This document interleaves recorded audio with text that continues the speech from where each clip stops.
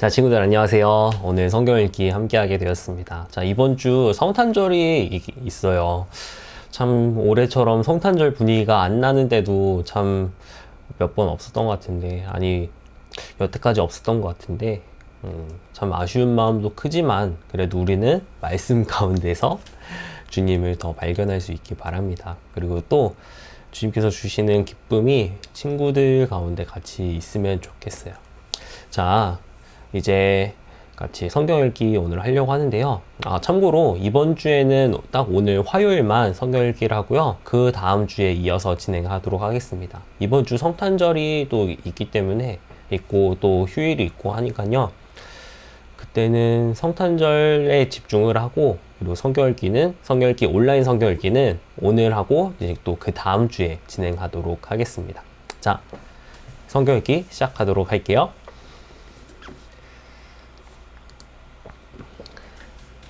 네, 자, 이제 성경 읽기 계속 시작하도록 하겠습니다. 자, 이제 1절부터 먼저 읽을게요. 자, 누가복음 21장? 자, 21장 잘 폈나요? 21장 여러분 성경책을 펴서 같이 읽으면 좋겠고요. 저는 지금 화면을 보면서 읽어야 되지만 그래도 우리 친구들 성경책을 보면서 같이 읽으면 좋겠습니다. 제가 평소처럼 또 부분 읽고 또 해설하고 이런 방식으로 또 잘 진행을 할게요. 자, 11절. 예수께서 눈을 들어 부자들이 헌금함에 헌금 넣는 것을 보시고 또 어떤 가난한 과부가 2렙돈 넣는 것을 보시고 이르시되 내가 참으로 너에게 말하노니 이 가난한 과부가 다른 모든 사람보다 많이 넣었도다. 저들은 그 풍족한 중에서 헌금을 넣었거니와 이 과부는 그 가난한 중에서 자기가 가지고 있는 생활비 전부를 넣었느니라 하시니라. 자, 과부의 헌금, 과부의 2렙돈, 이것은요 바른 복음서 읽을 때 이미 다룬 적이 있었는데요. 예수님의 이 가르침의 초점이 뭐라고 했었죠? 이거 아마 마태복음에서 얘기했었던 것 같은데, 제 기억에 마태복음에서 얘기했었던 것 같은데요.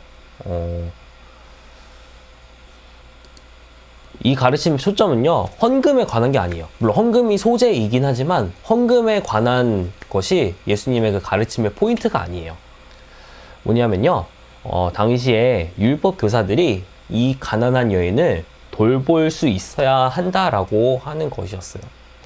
그래서 물론 하나님께 헌금 드리는 건 당연히 해야 되는 거지만요, 동시에 이 가난한 여인이 전부를 드렸다라고 이렇게 기록되어 있는 것을 이 바로 직전에 그 율법 교사들에 대한 그 예수님께서 말씀을 하시는데, 그런 율법 교사들이 이런 가난한 사람을 돌볼 줄 알아야 한다라고 말씀하시는 것입니다. 그것이 이 가르침의 포인트입니다. 자, 5절부터 볼게요. 어떤 사람이 성전을 가리켜 그 아름다운 돌과 헌물로 꾸민 것을 말하매 예수께서 이르시되 너희 보는 이것들이 날이 이르면 돌 하나도 돌 위에 남지 않고 다 무너뜨려지리라. 자, 그들이 물어 이르되 선생님이여 그러면 어느 때에 이런 일이 있겠사오며 이런 일이 일어나려 할 때에 무슨 징조가 있사오리이까. 자, 5절에 보면요, 아름다운 돌과 헌물이란 말이 나오는데 이게 뭐냐면 헤롯이 증축한 예루살렘 성전이 당시에 있었는데 엄청나게 호화로웠어요. 자, 성전은 우리가 총 3번의 그 기간으로 볼 수가 있는데요. 세 번의 그 성전이 있었다고 볼 수가 있는데, 첫 번째는 솔로몬이 지은 성전, 그리고 두 번째는 포로들이 이제 다시 예루살렘에 돌아와서 재건한 스룹바벨 성전이 있습니다. 근데 스룹바벨 성전이 이 솔로몬이 지은 성전에 비해서 굉장히 초라했다는 그런 기록이 있습니다. 그리고 이거는요 성전을 재건한 건 아니고 성전을 증축한 건데요, 헤롯이 당시 유대인들의 마음을 사기 위해서, 민심을 얻기 위해서, 그래서 돈을 많이 들여서 성전을 증축했습니다. 그래서 사람들이 그걸 보면서 엄청나게 호화로웠다고 그렇게 평을 하는데, 예수님은 근데 그것에 대해서 동조하지 않으시고 성전이 완전히 파괴될 것이라고 말씀하셨죠. 자, 이어서 예수님이 이제 몇 가지 말씀을 하십니다. 자, 8절부터 읽을게요. 이르시되 미혹을 받지 않도록 주의하라. 많은 사람이 내 이름으로 와서 이르되 내가 그라하며 때가 가까이 왔다 하겠으나 그들을 따르지 말라. 난리와 소요의 소문을 들을 때에 두려워하지 말라. 이 일이 먼저 있어야 하되 끝은 곧 되지 아니하리라. 또 이르시되 민족이 민족을, 나라가 나라를 대적하여 일어나겠고 곳곳에 큰 지진과 기근과 전염병이 있겠고 또 무서운 일과 하늘로부터 큰 징조들이 있으리라. 자, 이어서 예수님이 종말에 대한 예언을 하십니다.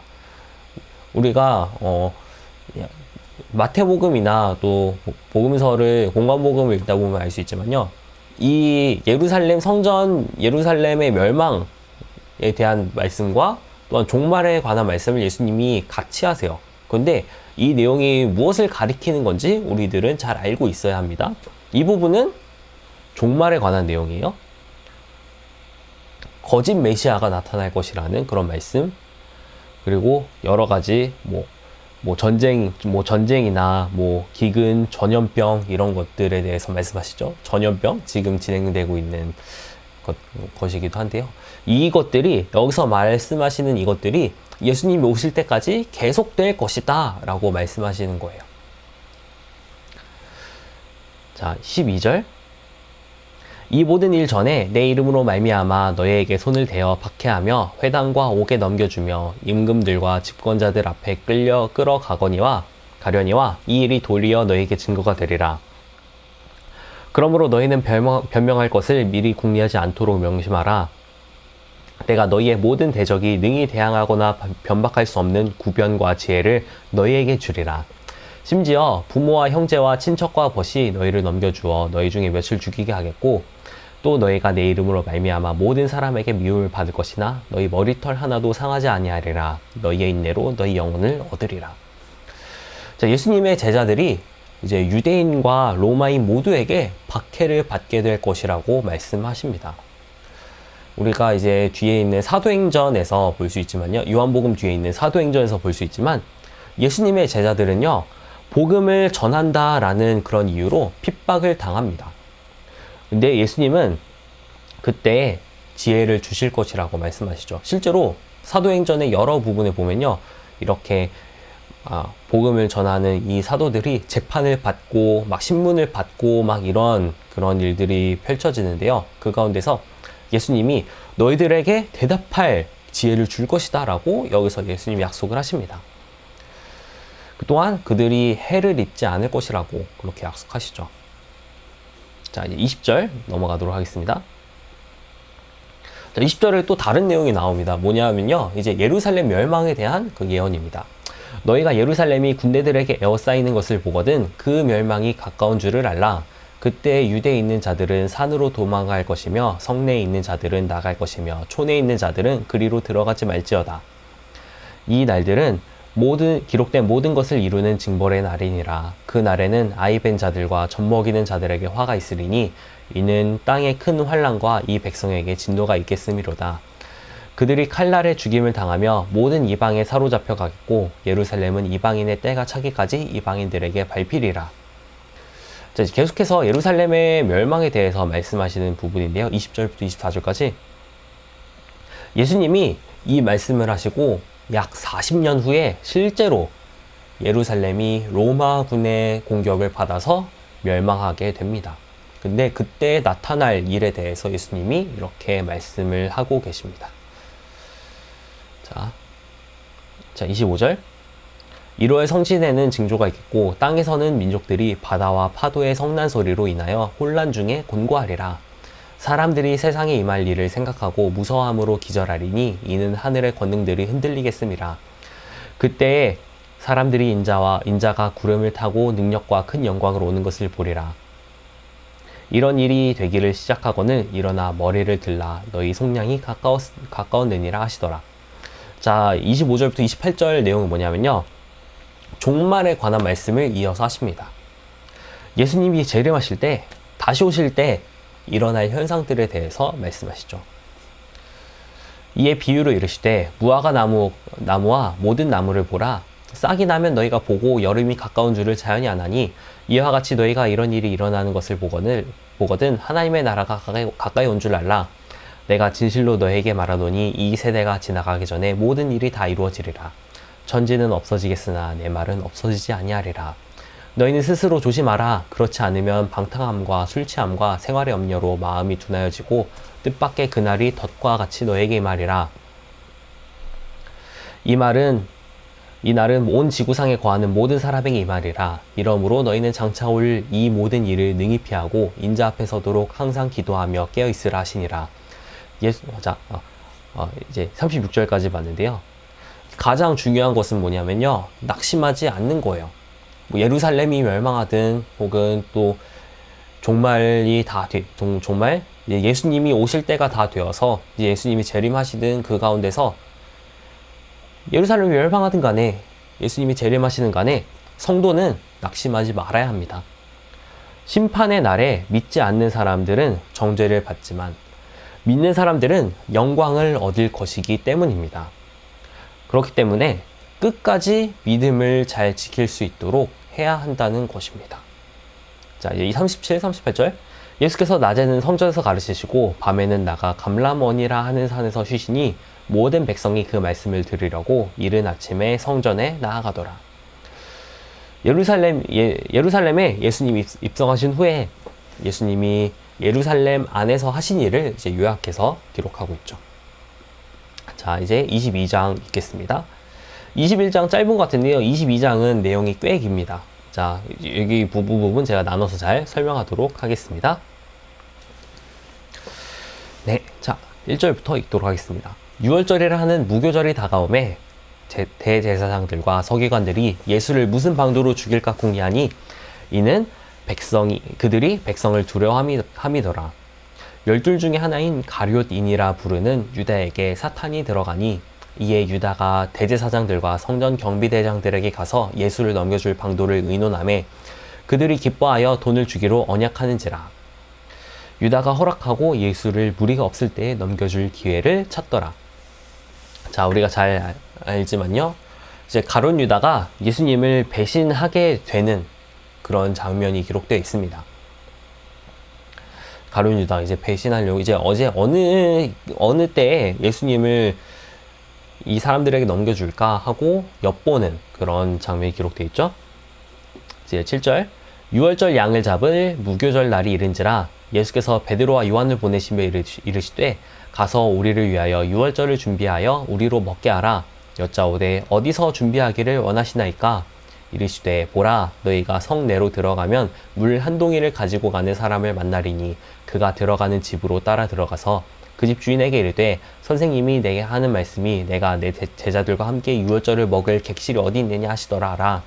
그리하면 그가 자리를 마련한 큰 다락방을 보이리니 거기서 준비하라 하시니 그들이 나가 그 하신 말씀대로 만나 6월절을 준비하니라. 자, 이제 제자들이 최후의 만찬을 준비하는 그런 장면이죠. 이제 예수님이 마지막으로 제자들과 함께 식사를 하시는 그런 것을 준비하고 있습니다. 자, 14절. 때가 이르매 예수께서 사도들과 함께 앉으사 이르시되 내가 고난을 받기 전에 너희와 함께 이 6월절 먹기를 원하였노라. 내가 너희에게 이르노니 이 6월절이 하나님의 나라에서 이루기까지 다시 먹지 아니하리라 하시고 이에 잔을 받으사 감사기도 하시고 이르시되 이것을 갖다가 너희끼리 나누라. 내가 너희에게 이르노니 내가 이제부터 하나님의 나라가 임할 때까지 포도나무에서 난 것을 다시 마시지 아니하리라 하시고 또 떡을 가져 감사기도 하시고 떼어 그들에게 주시며 이르시되 이것은 너희를 위하여 주는 내 몸이라. 너희가 이를 행하여 나를 기념하라 하시고 저녁 먹은 후에 잔도 그와 같이 하여 이르시되 이 잔은 내 피로 세우는 새 언약이니 곧 너희를 위하여 붓는 것이라. 그러나 보라, 나를 파는 자의 손이 나와 함께 상 위에 있도다. 인자는 이미 작정한 대로 가거니와 그를 파는 그 사람에게는 화가 있으리로다 하시니 그들이 서로 묻되 우리 중에서 이 일을 행할 자가 누구일까 하더라. 자, 이제 그 식사의 그 의미에 대해서 함께 말씀하시는데요. 제가 이번 올해 설교 중에 다루었지만요, 예수님의 최후의 이 만찬은 최초의 성찬이었어요. 예수님이 십자가에 달려 돌아가시기 직전 제자들과 함께 나누신 이 식사는요, 예수님의 죽으심과 부활하심을 기억하는 의식입니다.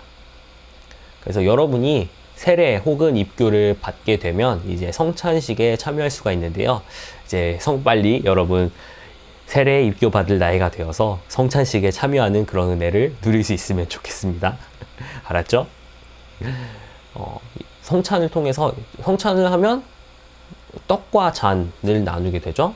떡은 예수님의 우리를 위해서 찢기신 몸, 그리고 잔은 예수님이 우리를 위해서 흘리신 피, 이것을 기억하며 행하는 예식입니다.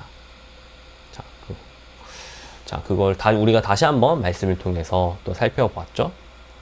자, 24절. 또 그들 사이에 그중 누가 크냐 하는 다툼이 난지라.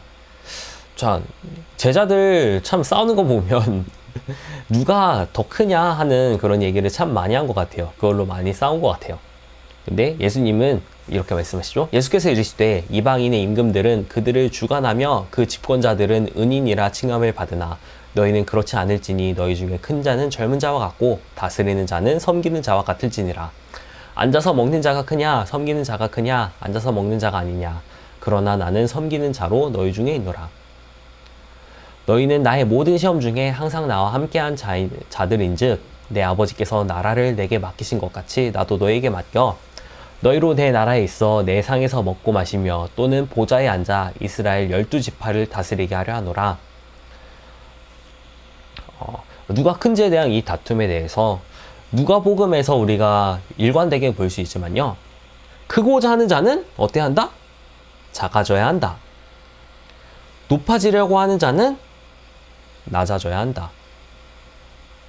섬김을 받으려 하는 자는 섬겨야 한다. 라는 이 중요한 진리의 말씀을 예수님이 또한 계속해서 하십니다. 자, 31절. 시몬아 시몬아 보라 사탄이 너희를 밀 까부르듯 하려고 요구하였으나 그러나 내가 너를 위하여 내 믿음이 떨어지지 않기를 기도하였노니 너는 돌이킨 후에 내 형제를 굳게 하라. 여기서 말할 시몬은 누구죠? 베드로죠? 그가 말하되 주여 내 주와 함께 오게도 죽는 데에도 가기를 각오하였나이다. 이르시되 베드로야 내가 네게 말하노니 오늘 다 굴기 전에 내가 3번 나를 모른다고 부인하리라 하시니라. 자, 베드로가 예수님을 3번 부인하게 될 것을 예수님이 말씀하시죠.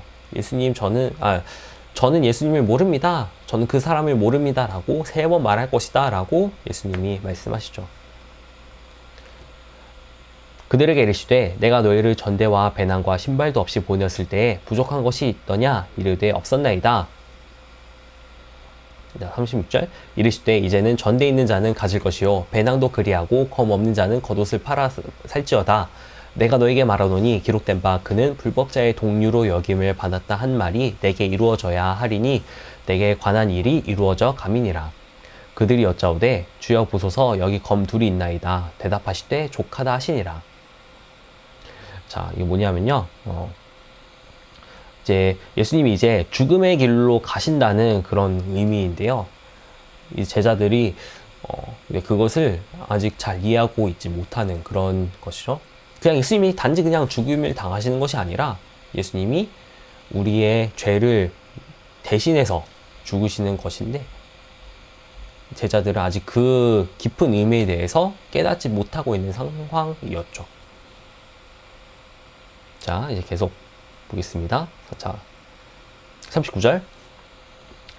예수께서 나가사 습관을 따라 감람산에 가심에 제자들도 따라갔더니 그곳에 이르러 그들에게 이르시되 유혹에 빠지지 않게 기도하라 하시고 그들을 떠나 돌 던질 만큼 가서 무릎을 꿇고 기도하여 이르시되 아버지여 만일 아버지의 뜻이거든 이 잔을 내게서 옮기시옵소서.